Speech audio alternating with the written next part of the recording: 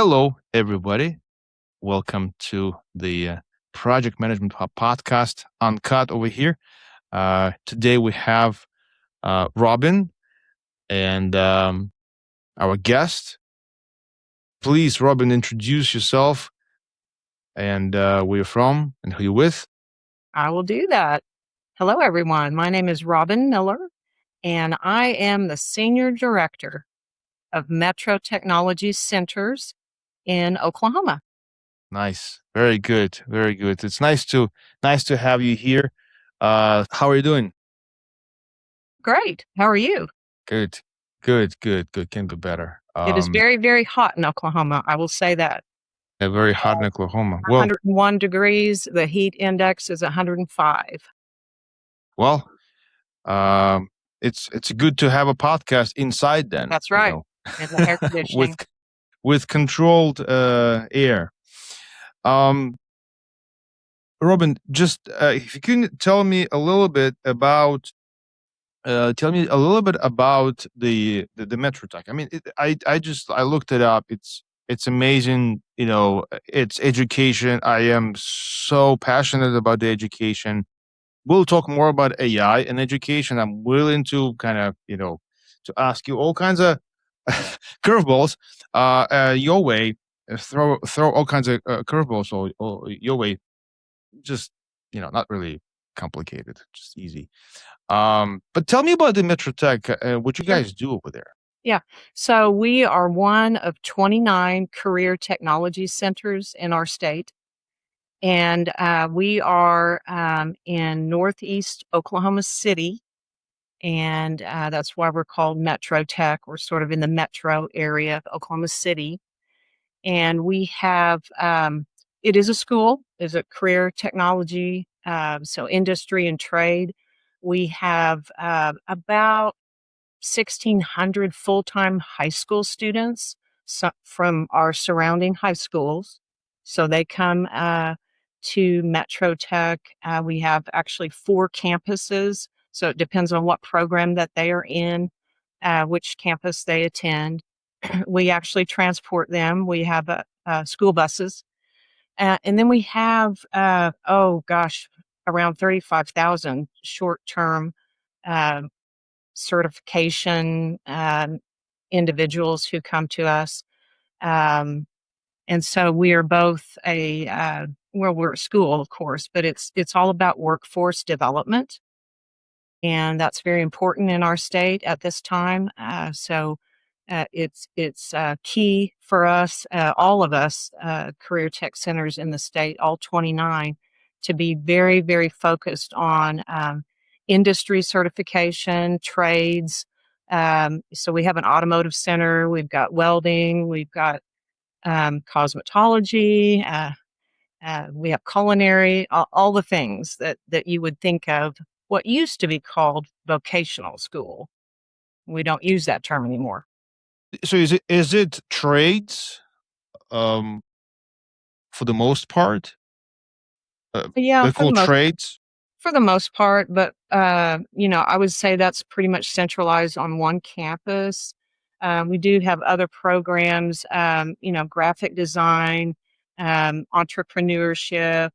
Um, there are several things that we do that probably wouldn't be captured in that box of, trade and industry.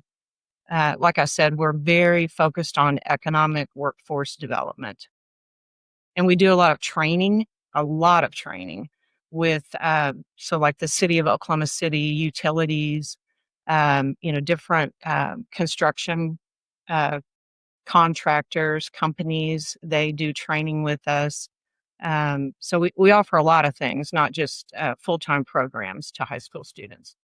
Very applicable. I have 2 high school students in my household. Very, this is a hot topic for me as well.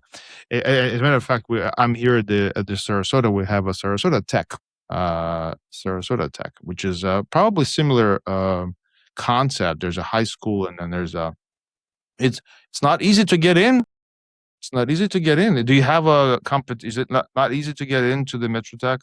It's actually very easy to get in when it comes to, like, there's not a tuition. Well, there is, but it's not like you would think with other higher ed institutions. I wouldn't even consider us higher ed. Um, I used to be in higher ed, and it was actually a private university, and the tuition was, almost dreadful. And, I think in this world, in career tech, the fact that, the tuition is very, very, affordable. And of course, to our high school students, it's actually free. But all these other entities and individuals who come to us for different kinds of short term classes or just training as they're on the job, it's very affordable. Now, when you say difficult to get into, there might be programs that we have that are capped, and so there's almost a wait list. One example is aviation. We have an aviation campus. They're not pilots, but we're talking about techs, that would work on planes, Yeah. and so there's a bit of a wait list. We do have a lot of healthcare um, paths like radiology tech um, and other, like LPN, and so it is difficult to get in some of those. How's the electricians? Yeah, welding, electrical, HVAC, there is a bit of a wait on that as well. Hmm. Yeah. Well, I mean, according to I don't want to call the names. According to the trend in the industry, we're gonna have a big gap of people in trades. Yes, you're So absolutely correct. you know that you know that you are solely maybe our the only hope in the labor market. As Elon Musk is predicting seismic changes in the labor market. The more AI will, I don't want to say replace the workforce, but the more AI will get into the operations of businesses out there, the less low level skilled people will be needed, but people will still need to have electricity and AC. Mm. Like it's Mhm. hot in Oklahoma You're now. correct. Someone needs to turn on that AC, right? Someone needs to make sure the plumbing is working, and there's a lot of trades is in need. Like, how do you feel that? How do I How do you feel that in your school, in your work, in your day to day? Do you feel like there's a bigger demand, or you don't Yes, feel it yet? absolutely, and I think in Oklahoma in particular, and this has probably been the case for at least a decade, maybe 15 years, but that is, basically I'll just say the career counseling that takes place in even as young as middle school, but then into high school, there's been an absence of career tech as a path. So what I'm talking about would be school counselors actually suggesting to students upon graduation that they would go into a career tech. Um, I think some of that is fading away because, like I said before, in our state, legislatively, there's so much in the way the need, as you mentioned, a gap, but the need is not for a 4-year degree, bachelor's degree. It's much more. Um, we are much more in need of the associate degree, perhaps, or maybe some specialized certification. And I think timing right now is where it's actually kind of exciting. I would say for career tech. I have come from public school teaching. Then I went to a university, private university in education. And then I actually was at the state in state government over our education department, the State Department of Education in Oklahoma. And so this is sort of eye-opening for me. I'll just say it that way because, um, mainly because of the affordability and just the awareness that young people have, or they're getting the awareness that you can actually go to a career tech. You don't have to go to college. Um, College is great. I'm a fan of all kinds of education, but you can go to a career tech and actually not have to, you know, get a loan and pay back a loan after you graduate, and you can be on the job very quickly and making very good money. And then, of Yeah. course, staying in Oklahoma. So, we're, all about that whole comprehensive sort of strategy. Are you partnering with Mark Zuckerberg by any chance? No, not yet. Maybe No, not yet. not yet. Not yet. You have you heard of Meta is opening a trade school basically. Yes, I have heard this. Do you like how did you react to that? What do you think of that? Um, I don't know. Some things when they come out, the first thing in my mind is, oh, well, this is just sort of a, trend, or it's going away with the wind. But I don't know. I think, in any kind of industry, or whatever level of pursuit that individuals or companies are attempting, certainly it's taking into consideration what the needs are. I'm probably more sensitive to the side of people who are more interested in growing young people. And I'm definitely, like I said before, a big fan of education at any level. Um, and opportunities is basically what I'm trying to say. Opportunities for people, and I'm less interested in an individual, perhaps just wanting to make money. I'm not suggesting that's what's taking place, but when you ask me that question, that's the first thing I think of in general. Well, interesting about the opportunity. The um, how do you communicate to those students about these opportunities? It's so it's I mean I'm jealous of your job. I'll be honest with you because you see those young adults, and this is where they turn in their head into being a child, into being a kid, into something. Okay, now I'm gonna put my endless. Well, they think their life is endless at that age, and then they turn themselves into something that uh into a trade, right? I mean, into something that they will be building their business, their small business, and growing into a mid-sized business and making money and owning their own responsibilities. I think this is very American, I think, and I want to get into a I'm the immigrant. I'm the one who came to this country to and was thirsty about the being a business owner one day. And I think what you're doing with education, with trade schools are doing is creating those entrepreneurs with almost no debt, where everything is possible. It's amazing to see how they turn out. What do you see the most successful stories? I don't know how long have you been doing this, but if you've been doing this for some time, you have seen probably graduates that are turning themselves into small business owners, growing Yes. their businesses. If you can tell me some of those stories, that would be great. Yeah,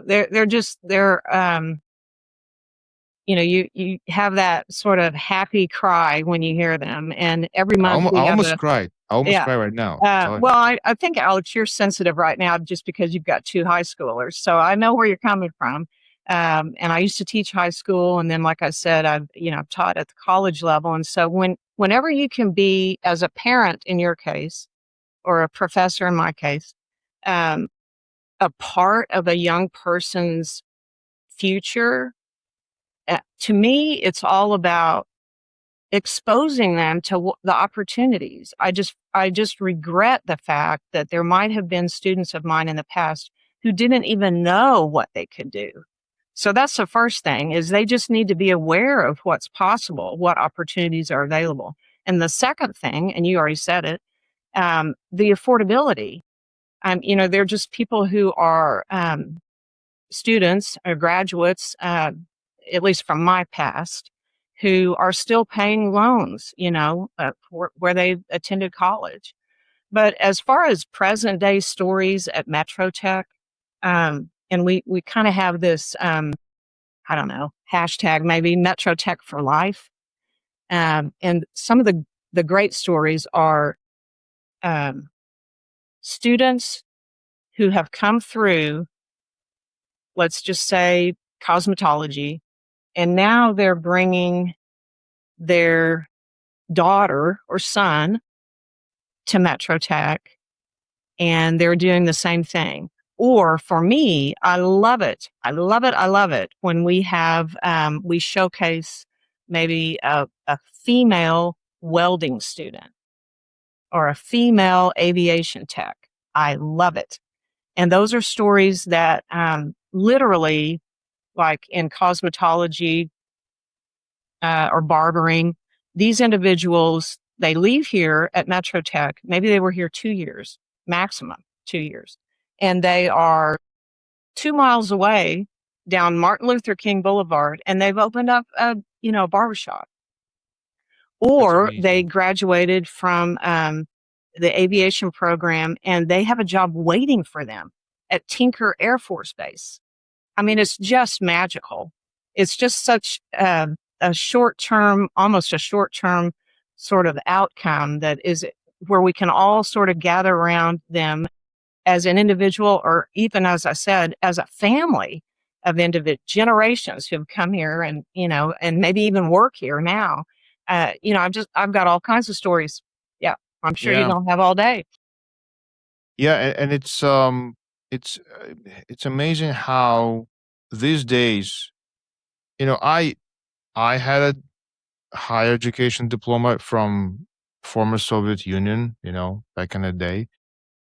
It's not like it's not like the, just a diploma, right? But barely, I mean, if you through some of the employers that I had back in the day, barely anyone was even interested to look at it. I mean, unless you have maybe Ivy League or something, that's a different a ball game.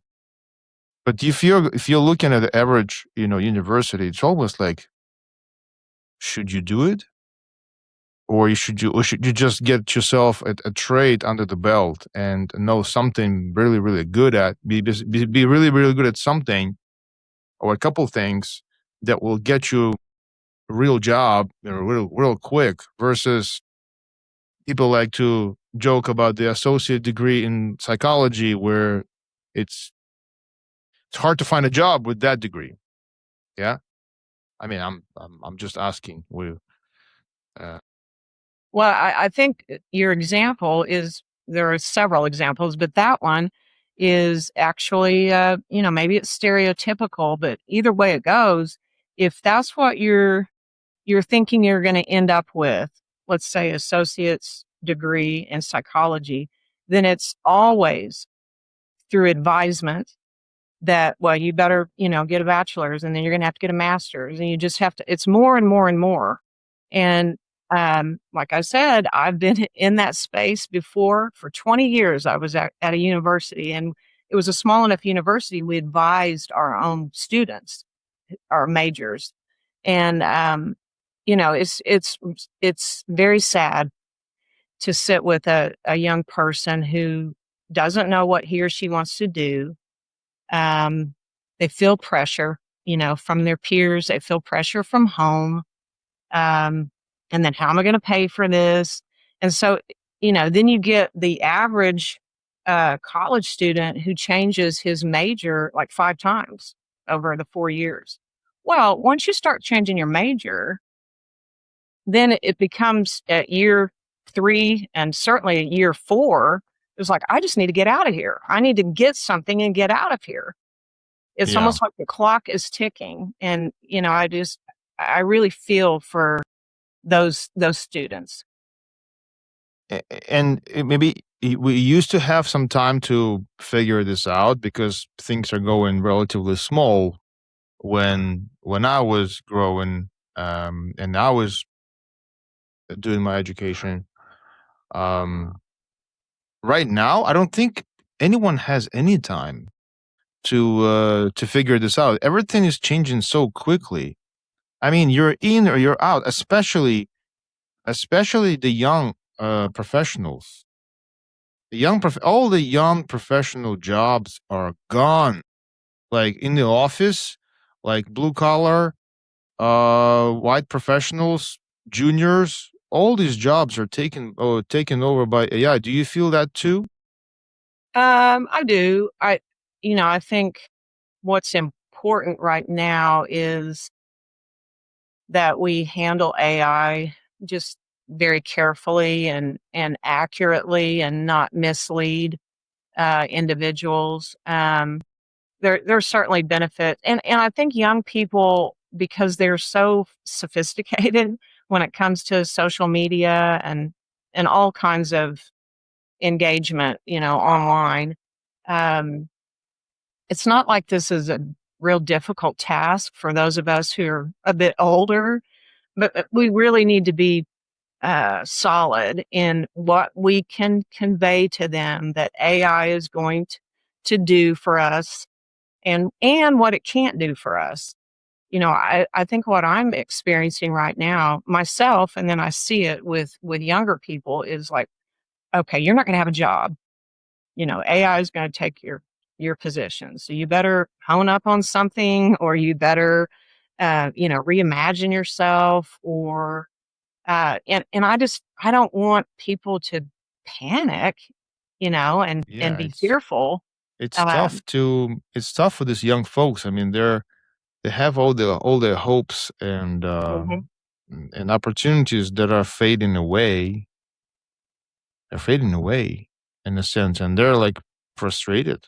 And maybe very depressing to see that opportunities fading away. But I think it's important to also at the same time to emphasize that double opportunities are actually arising. Much more opportunities actually arising versus the ones that are fading. I think that's the ratio of opportunities that are fading away is small comparing to amount of opportunities that are there's I arising. agree. And You said that much better than I was attempting to. Yes, I agree. yeah, yeah.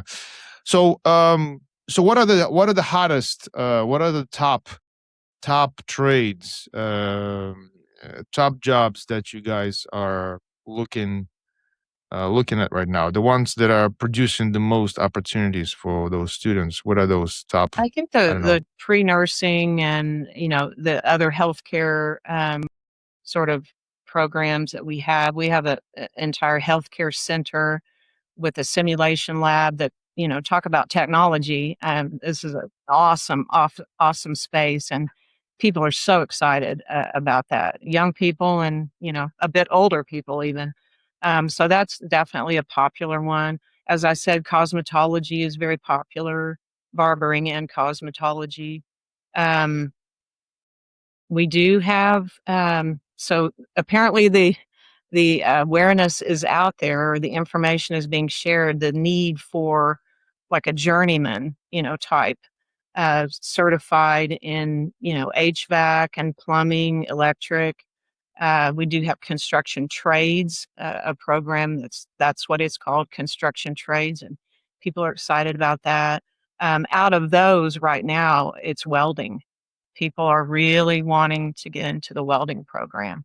Um, we do have a campus that we have a public safety academy on that campus that has a gun range, and it actually has a 911 call center within one of the buildings.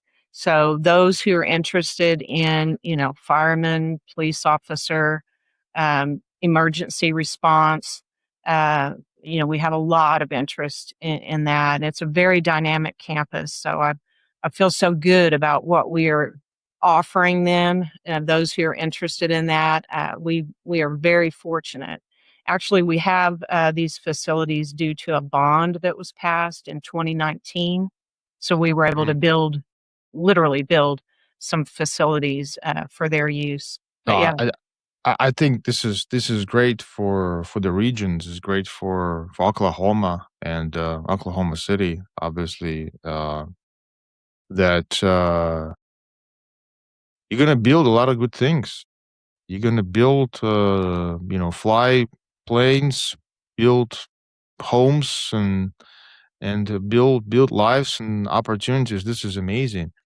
Um, I wanted to ask you, is so how do you run those? Do you have like a project management office, or how do you run, new initiatives? How do you run projects? You have yeah. project managers. So, I'm over operations, and, I'll be honest, it's not really my background. I've already told you what my background has been, and my doctorate is actually in curriculum instruction. Not using that right now at all. With any kind of new construction or renovation, and we've got some renovations going on right now, um, I manage that. I would not say we necessarily have a project manager, but when we engage with an architect and a contractor, it almost just really becomes that team, the OAC team, the owner, architect, contractor, and we go through a lot of communication, a lot of approval and dismissal of different proposals, some change orders. We've got a change order or I've got one in front of me today that I'm not real happy about. But you work through those things.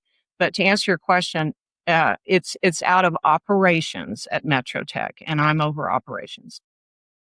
Nice, nice. Do you use AI in any of the internal operations to help you out with the? Yeah, a little bit, a little bit. We want more, especially where, just as simple as automating some, workflow, things like that. We're doing that.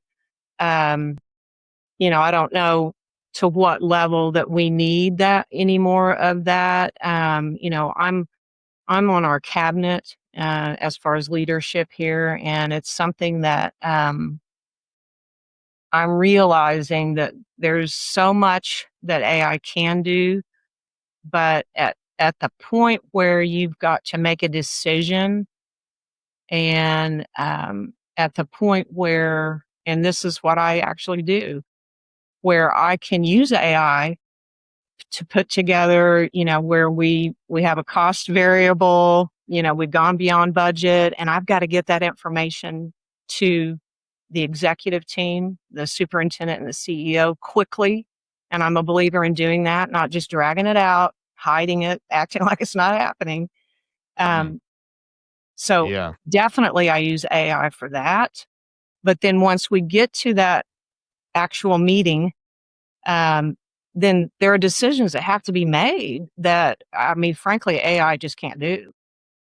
actually, Can't do. I talked to my previous guest was we're talking about the red status and bad news, and it's a trap when you're considering bad news as a we're not basically we're not you're not getting paid for just putting everything in green, right? Right. That's exactly what we get paid to get these projects on time within budgets. And if there's an issue, we do bring this up. That's exactly what we get paid for. Not just to report a good status. We almost said that it's almost useless to report a green good status. No one wants to know about if everything's go okay. Just don't tell me. That's right. Only tell me if it's a problem. Right? Everybody's busy anyway. Robin, I mean, you're on a noble mission, and I appreciate you and I appreciate your effort. Appreciate all your colleagues at Metro Tech. Thank you very much for what you guys are doing. This is the future, and I think this is exactly where we need the students to be, and I hope that they do understand the the opportunities. And I think you can grow from that into billions and billions of dollars of revenue, and sky's the limit. Thank you very much for You're your welcome. time. Thank you. Um, we'll see you sometime again, and well, maybe if I'm in the area, I'm gonna check this out. I'm gonna say hi. Oh, please do. Please do. All right. Again, thanks, Robin. Again, we'll see you later. You're very welcome. Have a Thank good you. day.